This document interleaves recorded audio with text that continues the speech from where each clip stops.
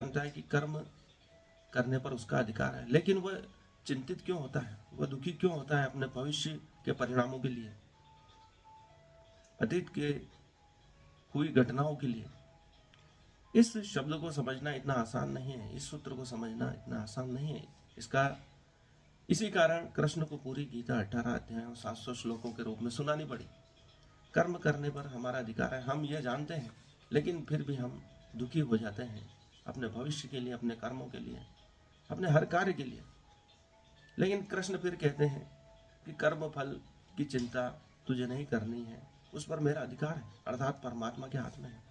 आप चाहे कितना ही कर्म करो, लेकिन उसका परिणाम क्या होगा कोई नहीं बता सकता।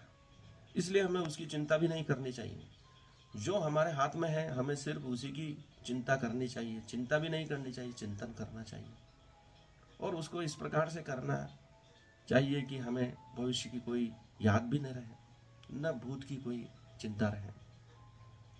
इसी प्रकार के कर्म को करने के लिए कृष्ण अर्जुन से बार बार कह रहे हैं, ताकि वह दृष्टा रूप में प्रतिष्ठित हो जाए और उस कर्म को इस भांति करे जो एक योगी की भांति होता है, स्थिर प्रज्ञ की भांति होता है, जिसकी बुद्धि उसी कर्म में स्थिर हो जाती है जो भविष्य की नहीं सोचती है, वर्तमान में टिकी रहती है।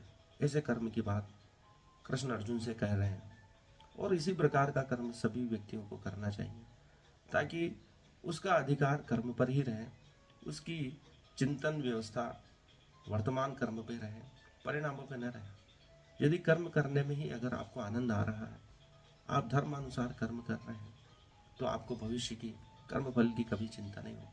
अपने उसी कार्य को इतना सर्वश्रेष्ठ बना दीजिए ताकि उसके परिणामों की कोई चिंता ही न रहे। वही बात कृष्ण अर्जुन से कह रहे हैं, क्योंकि परिणामों की व्यवस्था कई चीज़ों पर निर्भर करती है। देश काल, परिस्थिति, तापमान, संसाधन इत्यादि चीज़ें उससे जुड़ी होती हैं, जिसकी हम कल्पना ही नहीं कर सकते। और जिसकी हम कल्पना नहीं कर सकते, कृष्ण उसकी चिंता भी नहीं करने को कहते हैं।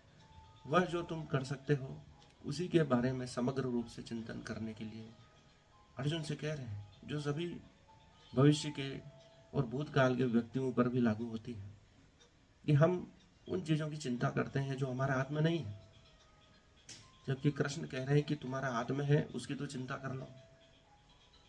यदि तुम अपने हाथ में उसी कार्य को सर्वश्रेष्ठ करते हो, तो तुम्हें परिणाम की चिंता स्वतः बंद हो जाएगी, तुम चिंताओं से मुक्त हो जाओगे।